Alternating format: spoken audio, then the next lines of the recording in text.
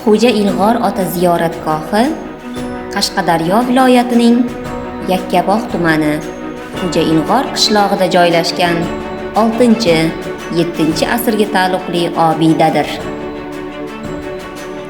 Qishloq nomi 717-yilda vafot etgan avliyo Xo'ja Muhammad Sharif ibn Xo'ja Qosimning ismiga atab qo'yilgan. Xo'ja Ilg'or ota juda ziyrak va karomatli zot bo'lgan. Aytishlaricha, u kishi uzoq masofalarni qisqa fursatda bosib o'tgan. Shu sabab Ilg'or, oldinga o'tuvchi, tez yetuvchi laqabi berilgan emish.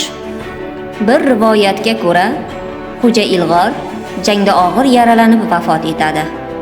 Uni shu yerda dafn qilishga qaror qilinadi. Biroq mayitni yuvish uchun suv zarur bo'lib qoladi.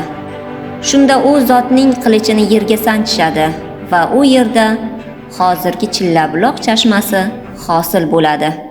Bu ziyoratgohda Amir Temur ko'tarib mashq qilgan deb ishoniladigan og'irligi 100 kilogrammga yaqin bo'lgan polvon tosh ham topilgan.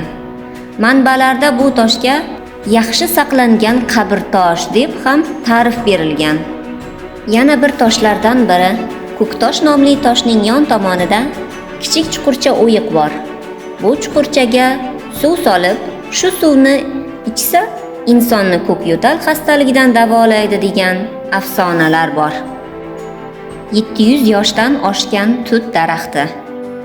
Amir Temur tug'ilgan davrlarda bu joylar tut ekilgan bog' bo'lgan ekan. Izlanishlarimiz natijasida shu ma'lum bo'ldiki, hozirgi kunda ziyoratgoh atrofi qabriston bo'lganligi sababli qabr qazish chog'ida turli qimmatli ashyolar ham yer ostidan chiqib qolar ekan.